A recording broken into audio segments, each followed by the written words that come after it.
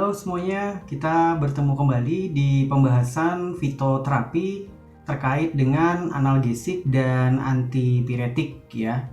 Dan hari ini saya akan banyak membahas terkait dengan bahan alam yang biasanya digunakan sebagai obat untuk anti nyeri maupun anti inflamasi atau anti radang ya. Jadi hari ini kalian bisa simak pembahasan terkait dengan hal tersebut.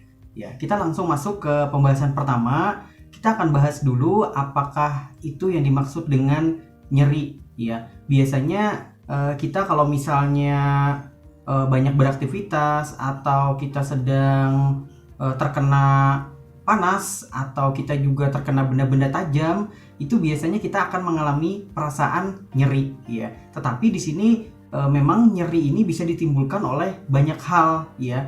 Biasanya nyeri ini didefinisikan sebagai rangsangan yang tidak mengenakan yang mengenai kulit, dan biasanya itu akan terstimulasi ke sistem saraf dan kita akan merasakan rasa nyeri tersebut ya. Dan biasanya yang terganggu adalah bagian dari membran sel, dan itu juga akan berpengaruh pada fosfolipid yang ada di kulit manusia dan menstimulasi nanti itu adanya asam arakidonat ya. Dan nantinya dengan bantuan enzim siklooksigenase akhirnya mencetuskan yang namanya mediator nyeri, yaitu mediator prostaglandin ya. Ketika prostaglandin nanti itu diproduksi, nanti hasilnya berupa rasa nyeri ataupun inflamasi atau yang disebut juga sebagai radang ya. Jadi sebenarnya ada banyak sekali yang namanya mediator yang terlibat di dalam proses terjadinya nyeri tersebut, sehingga obat-obat nyeri biasanya menghambat enzim siklooksigenase sehingga rasa nyeri itu bisa berkurang ya, atau bahkan dihilangkan. Jadi seperti itu. Kalau kita lihat di sini memang sebetulnya ada banyak sekali enzim-enzim maupun mediator yang terlibat, dan dampak yang dihasilkan itu bisa menyebabkan perubahan permeabilitas dari vaskuler, lalu terjadi konstriksi bronkial dan peningkatan sekresi, dan akhirnya nanti bisa juga menyebabkan bronkospasme dan juga penyumbatan pada mukus ya. Jadi sebetulnya ada banyak sekali dampak dari timbulnya rangsangan mekanis tersebut atau rangsangan nyeri tersebut. Dan obat-obat bahan alam juga dapat bekerja untuk mengurangi rasa nyeri ya. Kalau kita bicara terkait dengan keadaan nyeri itu sendiri, sebetulnya obat-obat nyeri sendiri selain golongan non-steroid antiinflamasi seperti NSAID, itu ada juga obat-obat golongan opioid ya, yang dia menghambat langsung ke sistem saraf pusat. Dan golongan opioid ini memang biasanya tidak bisa dibeli bebas kecuali memang menggunakan resep dokter. Selain itu juga obat-obat golongan opioid ini biasanya digunakan untuk nyeri yang berat maupun nyeri sedang ya. Jadi tidak sembarangan menggunakan golongan opioid. Selain itu juga ada namanya anestesi, baik itu anestesi lokal maupun anestesi sistemik, yang dia nantinya juga berdampak pada penghambatan rasa nyeri. Misalnya kita mau cabut gigi ya, itu biasanya menggunakan anestesi lokal, misalnya kayak lidokain ya. Sedangkan apabila orang ini akan melakukan operasi besar, biasanya akan menggunakan anestesi sistemik ya, baik itu secara inhalasi yang biasanya dihirup itu, maupun biasanya anestesi yang diberikan secara intravena maupun intramuskular. Jadi seperti itu ya. Dan juga di sini nantinya ketika obat-obat antidepresan itu juga biasanya beberapa punya efek untuk mengurangi nyeri ya. Jadi ada banyak sekali obat-obat yang digunakan untuk nyeri ya. Dan biasanya obat yang biasa kita beli itu seperti asam efenamat, misalnya natrium diklofenak, itu biasanya golongan non-steroid anti-inflammation drug atau obat-obat nyeri atau obat-obat inflamasi yang kategori non-steroid ya. Jadi itu bisa termasuk juga untuk mengurangi radang, itu biasanya juga bisa digunakan golongan kortikosteroid ya, seperti dexamethasone, metilprednisolon, itu juga bisa ya. Dan untuk bahan alam sendiri itu banyak yang bisa digunakan untuk mengatasi nyeri maupun inflamasi ya. Berikut kita akan bahas terkait dengan bahan alam yang biasa digunakan di masyarakat yang sudah diteliti secara ilmiah. Yang pertama kita lihat di sini ada aloe vera. Ya, mungkin kalian sudah sering ya kenal ya lidah buaya ya, yang biasanya warnanya hijau luarnya ya, di dalamnya biasanya warnanya bening ya. Nah, itu aloe vera. Dan aloe vera ini ternyata ekstrak dari aloe vera itu berfungsi untuk mengatasi artritis ya. Artritis kan biasanya inflamasi ya. Dia juga bisa mengatasi artritis. Itu biasanya disebabkan karena pada lidah buaya itu mengandung golongan anthraquinone yang itu memiliki khasiat sebagai antiinflamasi. Jadi orang artritis juga bisa diatasi dengan obat-obat antiinflamasi atau obat-obat radang. Kalau di sini bisa diatasi dengan aloe vera. Ya, selain itu juga aloe vera mengandung lopeol dan asam salisilat ya. Asam salisilat ini dia memiliki struktur yang hampir mirip dengan asam asetil salisilat atau biasa disebut aspirin ya, atau obat nyeri yang dulu banyak digunakan ya. Selain itu juga ada metil salisilat, itu di balsam itu metil salisilat ya. Kalau yang di aloe vera itu ada namanya asam salisilat. Dan bahan-bahan tersebut memiliki kemampuan dalam mengatasi inflamasi atau nyeri itu sendiri ya.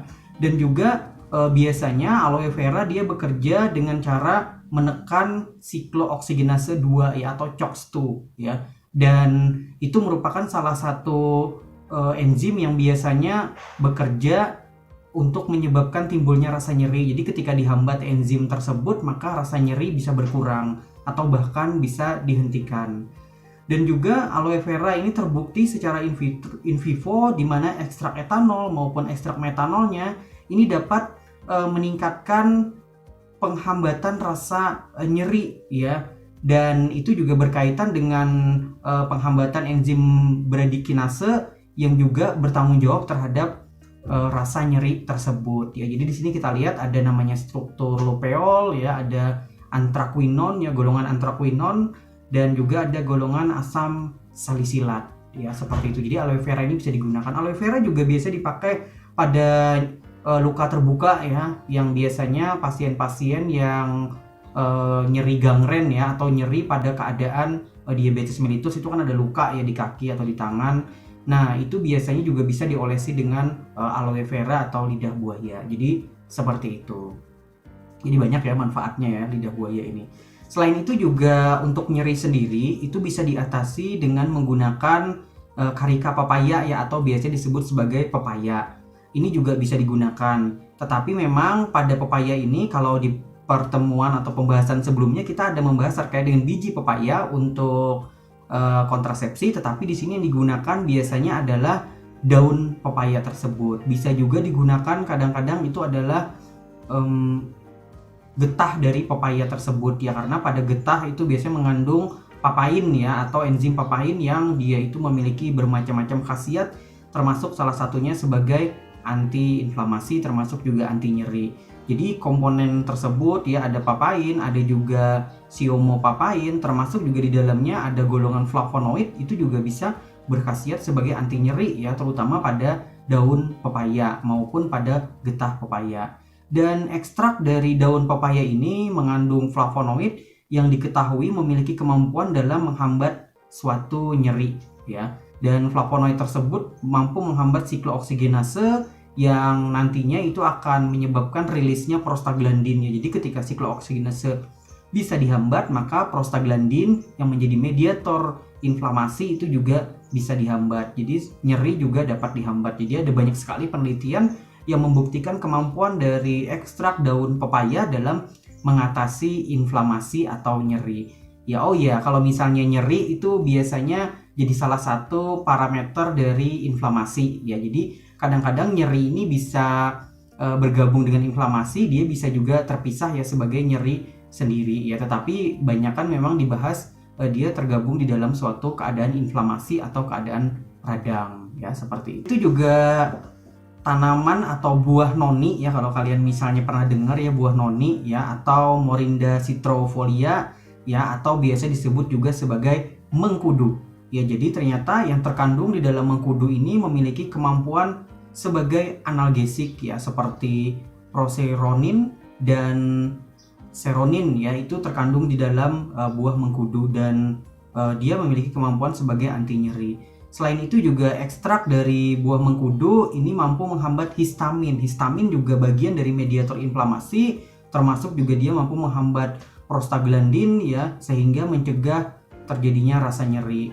Ya, dan noni sendiri sudah terbukti ya pada buah maupun pada bagian batang ya, dengan ekstraksi menggunakan air ya, itu ternyata memiliki kemampuan dalam menghambat nyeri yang hampir memiliki kemampuan mendekati morfin ya. Dan biasanya dosis pemberian ini tidak menyebabkan efek adiktif ya, maupun efek samping lain maupun efek toksik yang bisa terjadi pada penggunaan morfin. Selain dari mengkudu tadi ya, kita juga bisa memanfaatkan ginger ya atau Zingiber officinale sebagai obat atau bahan alam yang digunakan untuk mengatasi nyeri. Mungkin kalian sudah tahu ya bahwa jahe sendiri itu biasanya terbagi menjadi 3 macam. Yang pertama ada namanya jahe emprit atau jahe yang putih ya, dia kecil. Yang kedua itu ada namanya jahe gajah.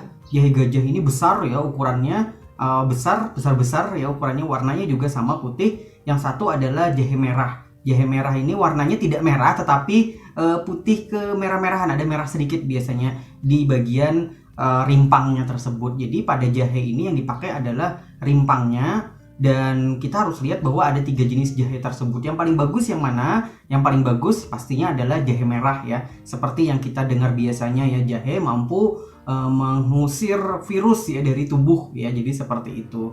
Jadi jahe ini memang sudah sejak lama digunakan dalam pengobatan atau pengatasan nyeri ya. Mungkin kita tahu ya bahwa jahe itu biasanya juga ada pada makanan ronde ya. Nah biasanya di ronde itu kan ada jahe, terus kita habis memakan ronde itu rasanya pegel-pegel itu hilang ya. Jadi itu juga bisa dikonsumsi ya, biasanya 2 hari sekali atau 3 hari sekali ya, konsumsi jahe untuk digunakan sebagai anti nyeri ya. Bisa juga jahe ini untuk meningkatkan sistem imun dari tubuh kita. Jadi seperti itu. Tetapi perlu hati-hati ya, penggunaan jahe pada wanita yang hamil yaitu sebaiknya jangan terlalu banyak ya. Jadi kalaupun jahe ini digunakan ya pada wanita hamil, itu hanya digunakan dalam jumlah sedikit saja, karena jahe bisa menyebabkan keguguran apabila penggunaan dalam jumlah yang sangat banyak pada wanita yang sedang hamil, terutama pada trimester pertama. Jadi hati-hati ya, karena jahe itu kan panas ya, nanti perut panas ya, kasihan ya jadinya kepanasan ya, seperti itu ya. Oke, baik. Nah pada jahe sendiri itu di sana mengandung yang namanya gingerol dan sogaol, yaitu 2 senyawa yang dominan di dalam jahe tersebut. Mungkin kalian tahu ya rasa pedes ya, gingerol rasa pedesnya, terus itu juga ditimbulkan dari senyawa tersebut. Dan 2 senyawa tersebut memang bertanggung jawab terhadap aktivitas antiinflamasi dari jahe tersebut ya. Dan juga rimpang jahe ini biasanya dia gingerol maupun sogaol itu mampu memblok yang namanya siklooksigenase atau enzim siklooksigenase, yang itu nanti akan menyebabkan rilisnya prostaglandin maupun leukotrien. Jadi ketika dihambat siklooksigenase, maka prostaglandin dan leukotrien itu dihambat, maka inflamasi itu dapat diatasi ataupun dapat berkurang. Jadi jahe ini bisa dibikin sendiri, misalnya diseduh lalu dikonsumsi dengan gula merah ya sedikit, ya itu juga bisa. Jadi jahe ini banyak sekali manfaatnya, terutama pada nyeri. Makanya kalau kalian tahu ada minuman ya STMJ ya, susu telur madu jahe ya, nah itu biasanya juga digunakan untuk daya tahan tubuh maupun untuk pegal-pegal ya. Jadi bisa ya jahe ini digunakan untuk nyeri maupun inflamasi. Ya kita lihat strukturnya di sini ya, ada gingerol, ada sogaol ya, itu ada di sana. Jadi seperti itu, dan rasa pedas juga ditimbulkan dari hal tersebut. Dan perlu diingat bahwa jahe itu kalau misalnya terlalu lama direbus itu juga kurang bagus ya, karena akan terbentuk resin yang menimbulkan rasa yang sangat pedas sekali dari jahe. Jadi rasa jahe yang terlalu pedas itu juga tidak bagus ya, itu artinya dia senyawa aktifnya sudah berubah menjadi resin ya, yang rasanya jadi pedas sekali. Makanya itu jadi kontroversi juga ya, kalau ronde itu kan jahenya kan dipanasin terus ya, dididihkan terus, itu juga kalau kita minumnya terakhir-terakhir ya, kalau udah agak malam itu rasanya jadi pedes banget ya, seperti itu. Itu perlu diperhatikan pada penggunaannya. Jahe juga digunakan, dioleskan juga bisa ya. Kan dia menimbulkan rasa hangat ya atau panas. Makanya kan ada beberapa minyak urut yang dia itu mengandung jahe ya di dalamnya. Jadi seperti itu. Jahe ini juga bisa digunakan untuk menghindari rasa mual ya pada wanita pasca melahirkan kalau dicium-cium gitu ya, atau diminum sedikit aja, 1 sendok 2 sendok itu juga bisa ya. Jadi banyak manfaat jahe, tapi jahe merah sekarang lagi mahal ya harganya ya. Dan juga lagi naik pamornya ya, karena banyak digunakan. Selanjutnya ada namanya bitter atau Andrographis paniculata. Ini adalah sambiloto ya. Sambiloto ini rasanya pahit sekali ya, jadi termasuk bahan alam kategori paling pahit ya di antara jenis bahan alam yang ada di muka bumi ini ya. Jadi perlu diperhatikan ya saat mengkonsumsinya ya, daripada nanti langsung muntah gitu ya. Jadi harus siap-siap dulu atau dikonsumsi segera, jangan sedikit-sedikit ya. Jadi untuk sambiloto ini sendiri dia mengandung yang namanya andrograpolit ya. Ini sudah diisolasi dari daun sambiloto sendiri, dan ternyata didapatlah yang namanya andrograpolit ya, yang bertanggung jawab terhadap mengatasi rasa nyeri atau inflamasi. Dan mekanisme dari andrograpolit ini memang dia menghambat atau mengurangi proses terjadinya atau proses pada enzim siklooksigenase, sehingga juga mengurangi ekspresi dari siklooksigenase tersebut, sehingga menyebabkan terhambatnya mediator dari inflamasi. Jadi seperti itu ya. Ini contohnya andrograpolitnya ya, bisa kalian lihat ya. Oke, berikutnya ada yang namanya piper betel. Piper betel ini kalian mungkin pernah dengar, sering dengar ya, ini adalah sirih ya. Daun sirih biasanya yang dipakai, biasanya untuk nenek-nenek nginang ya kalau zaman dulu ya. Kalau sekarang biasanya digunakan dia itu untuk sabun kewanitaan, biasanya ada mengandung daun sirih. Daun sirih juga mengandung eugenol ya. Eugenol ini adalah golongan terpenoid ya, dia merupakan minyak atsiri yang memberi bau ya pada daun sirih tersebut ya. Dan sirih juga ada macam-macam ya, ada sirih yang biasa yang hijau, ada juga sirih merah. Yang lagi tren ini memang yang sirih merah ya, tetapi sebenarnya sirih hijau juga tidak ada masalah ya. Dia biasanya digunakan untuk inflamasi, untuk pendarahan. Mungkin kalian ingat zaman dulu ya, atau zaman orang tua kita dulu, kalau misalnya mimisan itu tinggal dikasih daun dari sirih ini di hidung gitu ya, habis itu mimisannya hilang. Misalnya luka di tangan terus dikasih hilang ya. Memang sirih ini dia memiliki kemampuan anti inflamasi, anti nyeri. Dia juga bisa untuk sebagai antibakteri juga ya, termasuk anti fungi juga. Dia memiliki kemampuan itu memang ya. Makanya pada nenek-nenek yang lagi nginang itu memang biasanya giginya kan bagus ya, meskipun merah-merah ya. Terus juga mulutnya biasanya terbebas dari sariawan ya. Jadi untuk sirih ini bisa digunakan untuk mengatasi nyeri ya. Jadi senyawa aktif yang bertanggung jawab terhadap aktivitas analgesik pada daun sirih itu adalah eugenol. Dia golongan terpenoid ya, termasuk ke dalam minyak atsiri juga bisa dikategorikan di sana. Dan aktivitas analgesik itu secara signifikan itu menurun akibat dari penurunan produksi histamin ya. Ini disebabkan dari mekanisme dari daun sirih tersebut ya, langsung ke sentral ya dalam menghambat nyeri tersebut. Jadi memang ada beberapa penelitian yang menyatakan bahwa kemampuan sirih ini memang langsung ke pusat dari nyeri tersebut ya, penghambatannya, dan bahkan bisa menembus sistem saraf pusat. Tetapi ini perlu riset lebih jauh lagi ya untuk bisa membuktikan hal tersebut. Tetapi memang ada riset yang menyatakan hal tersebut. Dan aktivitas analgesik dari eugenol ini memang mekanismenya juga ada yang meneliti bahwa dia mampu menekan dari siklooksigenase ya, dari enzim siklooksigenase seperti itu. Ini ya struktur eugenol. Di sebelah sini juga ada daun sirih ya, ini sirih yang biasa yaitu banyak ya. Selanjutnya kita lihat ada turmeric ya, atau curcuma domestica ya. Mungkin kalian tahu ya, ini adalah rimpang kunyit ya, yang biasanya digunakan untuk nyeri. Ya mungkin kalian pernah mendengar ya, biasanya para wanita itu mengkonsumsi apa ya namanya itu, merek ada satu merek gitu kayak jamu gitu, minuman gitu, karena ini nggak ada iklannya jadi nggak boleh disebut ya. Itu dikonsumsi biasanya oleh wanita yang menstruasi biasanya ya. Jadi di situ mengandung yang namanya kunyit ya. Di dalam kunyit itu ada senyawa kurkumin ya, golongan kurkuminoid dia. Dan biasanya memang senyawa aktif yang ada di dalam sini adalah kurkumin. Tapi memang selain juga memiliki kemampuan tersebut ya, kunyit ini juga punya kemampuan dalam meningkatkan sistem imun dan juga dia meningkatkan nafsu makan. Jadi ya kalau yang pengen diet sih sebenarnya kurang begitu cocok ya mengkonsumsi ini. Ya memang nggak nyeri ya, tapi habis itu pengen makan terus ya. Kasian ya yang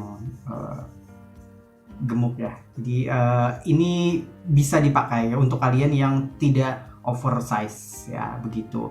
Dan kurkumin dilaporkan ini mampu menekan COX-2 ya, siklooksigenase 2, sehingga dia juga menghambat prostaglandin ya, karena enzim COX-2 itu dihambat maka prostaglandin juga dihambat.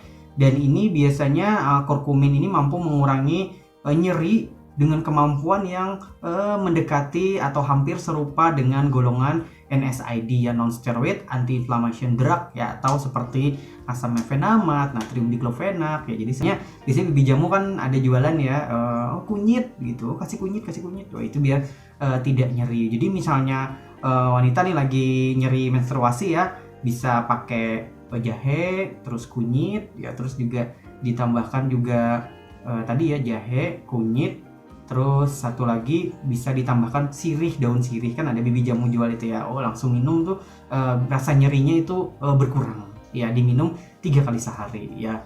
Kalau malas beli ya bikin sendiri juga bisa ya, di belakang kampus itu ada ya sirih ya, tinggal minta aja ya dipetik ya. Terus jahenya ya belilah ya sedikit gitu. Kunyit juga murah ya, kalau kunyit harganya murah ya.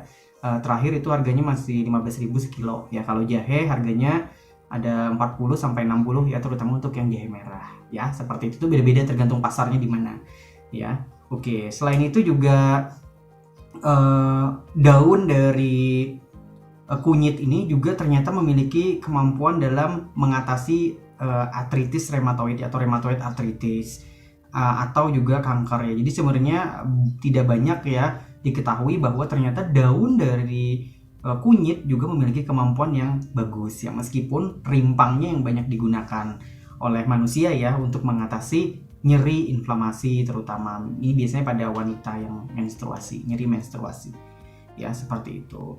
Jadi itu tadi ada beberapa bahan-bahan alam yang biasa digunakan oleh masyarakat untuk mengatasi nyeri, termasuk juga biasa dikonsumsi oleh kita mungkin yang biasanya kita beli, termasuk juga minuman-minuman yang sudah masuk dalam kategori jamu maupun obat herbal terstandar, yaitu kandungannya ya seputaran itu ya untuk mengatasi nyeri. Jadi kalau misalnya kita nggak pengen beli minumannya, kita tinggal cari aja bahan alamnya di sekitar kita, terus kita olah, bisa kita rebus ya selama kurang lebih 15 menit, habis itu kita saring, lalu dikasih gula biar agak manis sedikit ya, gula merah bisa dikonsumsi, itu bisa ya. Dan jangan lupa itu juga bisa dijadikan usaha ya, untuk bahan-bahan tersebut bisa diolah menjadi serbuk ya, serbuk yang dicampur dengan gula, lalu nanti jadi serbuk minuman herbal ya yang rasanya manis dan bisa digunakan untuk keadaan nyeri atau inflamasi begitu ya.